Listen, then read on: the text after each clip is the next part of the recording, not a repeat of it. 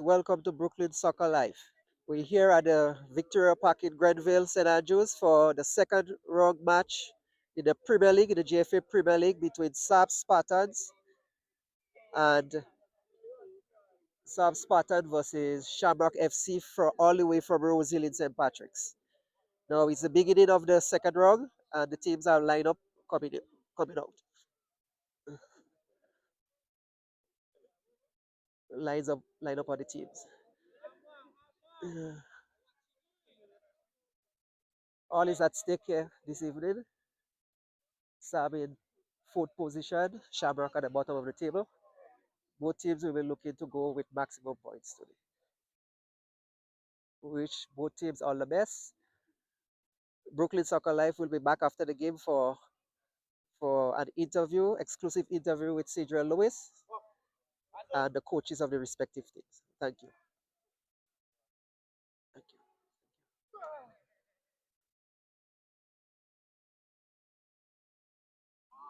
Yes, Brooklyn Soccer Life. We are here with the man Saydrel Lewis, and he going to have a brief chat with us on his mainly about his career in Paradise FC International. As we all know that he made headlines when he transferred to SAB FC at the end of May 2025. Now Saydrel had a 10-year stint, and remember we wrote an article that said Saydrel Lewis, 10 years of soccer service to Paradise FC International. So we're going to speak briefly, three phases. Briefly, Saydrel going to tell us about his upbringing, his history. So mainly from kindergarten to secondary, and then we'll turn to the main focus of Paradise FC International, and then what it is for Saydrel after life after football. So Saydrel, welcome.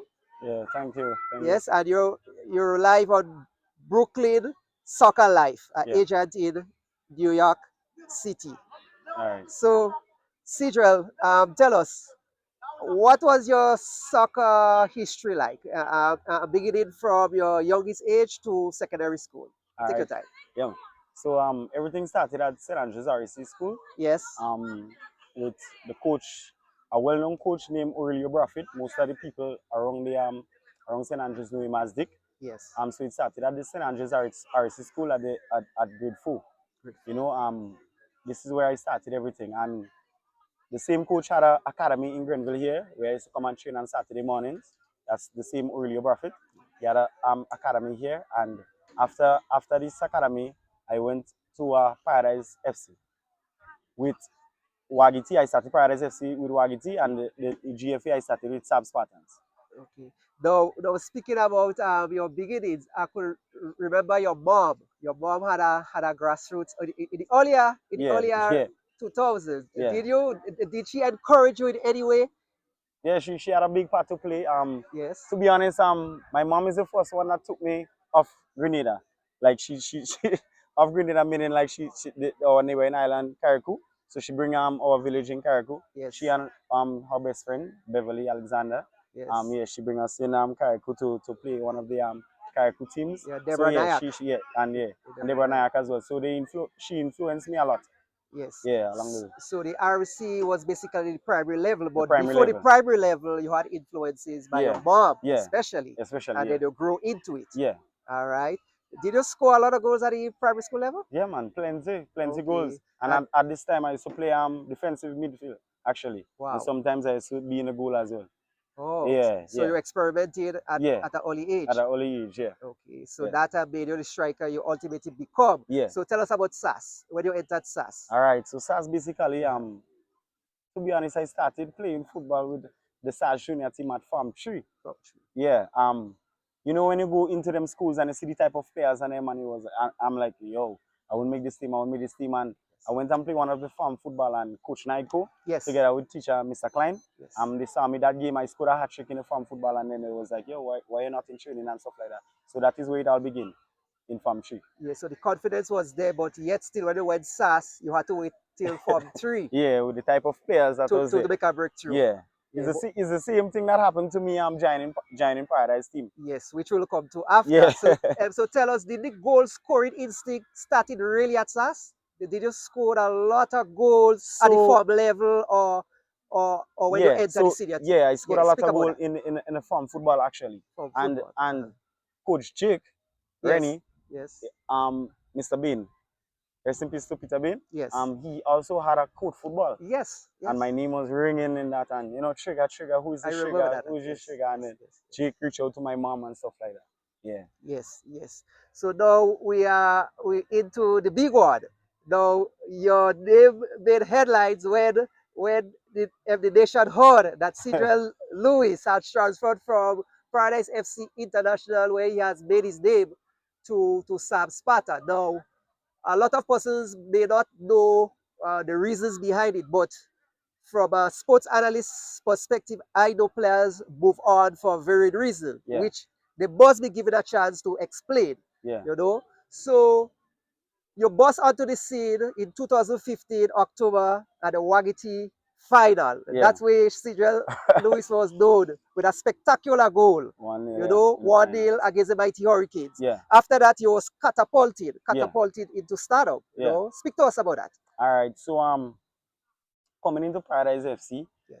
Coach Cotrini was the coach at the time, and the coming into Paradise FC with the type of players I see in training, and to be honest, I as the same thing that happened in SAS, going into SAS, the type of players that was on Paradise FC at the time, I was a bit nervous. Yes. So I come in training for the first time, and I didn't go back. I went back to Mountain to try to play the Wagiti, and Jake, he reached out to me and he was like, Yes. Yes. if a coach tell you to come on a team, you're halfway there. You understand? And then I went back to Paradise, build my confidence and stuff. And the Yes. rest was history. Well, actually, in 2015, that's when Jake became the coach officially. That But the was prior coach year, player. Yeah. was Coach Reddy. And Yeah. I remember you reached out to me and he said, "Oh, there's this guy." And I said, "Well, yes, he has a history, knowing with the grassroots, and then you have some relative in Paradise, Yeah. Cedric, Yeah. So I said, yes, he's disciplined. Yeah. When I made it, I said, yes, he's disciplined, and it was there. And Yeah. as you said, it was very competitive, but you had a mission. I had a mission. And it took you to national. Yeah. Now speak about your stint, your 10 years in the national team. All right. Because you So made the national team when you had 18, no? yeah. So after this Wagiti, Yes. which I scored the lone goal against Hurricane FC, Yes. the coach for Hurricane, Brother Monroe, Yes. rest in peace to him as well. He saw my talent and everything, and then he reached out to me and he was like, "Come down, you need to be on a national team like that." And I went on to the national team, and from there, the rest was history as well. At the age of 18, eh? At the age of 18. Okay. Speak to us about your successes. Firstly, probably, if you could statistically, 10 years at Paradise, and during that 10-year period, Paradise dominated football. Dominated, yeah. You have I won won 5 Wagiti. Wagiti. Yeah. All right. So tell us about your goal scoring powers. All right. So First of all, with Paradise. All right. So I have all my stats written down on a book at home. So on top of my head, I wouldn't give you the right answer. Yeah, but you can send it later. Yeah, Yes. I can send it in later and stuff like that. But my How many golden boots you have won? At 1. That's at the Premier League I level? always with the runner up and stuff, Yes. Yeah, yeah. And is it because you were also you played football at the pro level? Yeah, So tell us, you have missed a lot of games. So tell us about your pro contracts. So I started in Trinidad and Tobago with Caledonia EIA. And then I went to Lebanon, which didn't go well. Yes. I also I got racial treatment and stuff like that. With a great experience. Yeah, it was a great experience. I also I almost got killed. In Lebanon. So it didn't go well in Lebanon, and which after that I moved to Honduras, which I had an excellent time in Honduras. So that's 3 already. Yeah, and then I came back to Trinidad with EC put a spin together with Jamal Richards, and I won the league there. Were you ever in El Salvador? No, never in El Salvador. Okay, so the Spanish club was only in Honduras. Yeah. Honduras. So within that 10-year period, you have been out for let's say about 5 years? Yeah, 5 years. 5 years playing professionally. Yeah, professionally. Yes. And what did that do to your career wise and becoming growing as an adult? Yeah, being professional and stuff, like seeing different talents and stuff, it helped me a lot with my career and confidence as well. Coming back to the local league and coming back to the local league from playing professional football, it like you're on a level, coming back to Grenada, knowing that no disrespect, but you're here. Yes. You know, each and yes, every day yes, you get up, it's football. yes. You know, so you come back and a different. So he helped me a lot to get out of my career, build my confidence and stuff. Okay, and you help transfer knowledge a lot, no? Yeah, Yes. plenty. And speaking of that, there is a life after football. After 10 years, you have a young family. What is there for Saydrel Lewis? I know a little, but would Saydrel Lewis remain in football, directly in football? I know you have a job, All but right. will So Saydrel before Lewis remain so in before football? all right. So before I head to life after football, Great. I just want to talk about my move to from Paradise FC to Sab Spartans. Yes, great. Speak Now about it. I got a lot of criticism for that. Of You course. know, people been sending messages, people been on the streets. I got videos with people talking about me this and that, and I moved to Sab and this is craziness and stuff. I heard Now it. myself together with Jake Kearney, we have a good relationship. I know that. You understand? We sit down, I call him and say, you know, I just want to go back to Sab and give them back because that is where I started. I want everything with Paradise already. Yes. Even yes.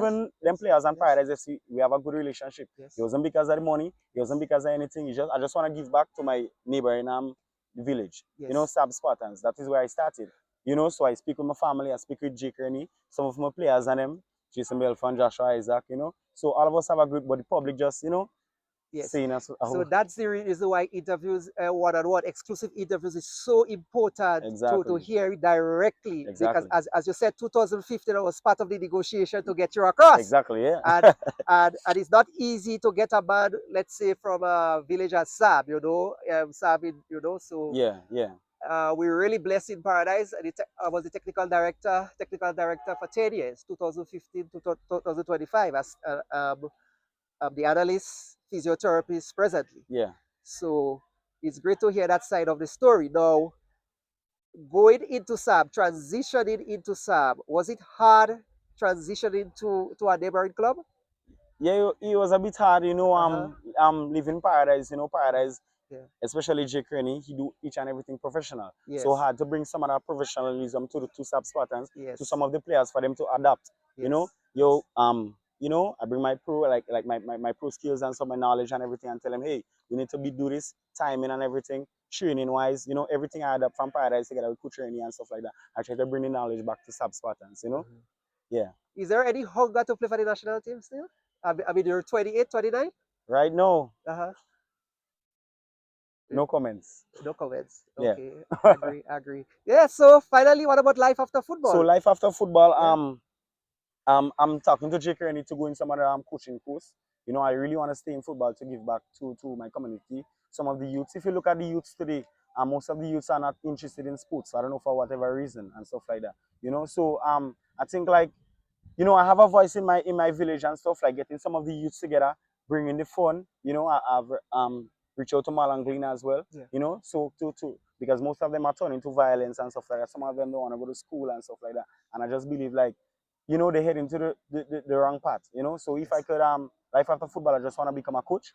You know, do some of the coaches, become a coach, get my license and stuff like that, and then help my villages and the surrounding areas, which is Marabou, Mountain, Sab, Barclay, yeah, well, St. Andrews on a whole, yeah. Yeah, well, that is the reason why we have Brooklyn Soccer Life, an agency in New York, and the mission is to really expose local footballers to the diaspora, where there are more opportunities. So opportunities you might not have got earlier on. Younger players, as you said, even when you become a coach, could be exposed earlier. And that's the reason why we're doing that. So yes. So any final words, anything you want to say, to clarify, to speak to your audience, speak to the audience in the diaspora who will be seeing this? Yeah, so I just want to say thanks to each and everybody that's been supporting me over the years. Thanks to the people that reach out to me after I made the move and stuff like that, you know. Some people reach out to me and they say, you know, I understand. Even last night, Latisha Kalimo, she messaged me and she said, like, as a sports person, she understand the move and she support whatever and stuff like that, you know. So there is people that's been reaching out to me. And the people that's been criticizing me and stuff like that. I hope one day, you know, we could sit down and have a chat and try to understand why did I make the move and stuff like that, you know. Well, let me hope that they see this interview. That's it. All right. So, Saydrel, Lewis, I hope this would not be the last interview. We have the Wagiti coming up. Yes. We have other football coming up. Yeah. Feel free anytime to express yourself. All right. No problem. Yes, with the statistics, anything you want to say. No problem. Thank you so much. Yeah, welcome.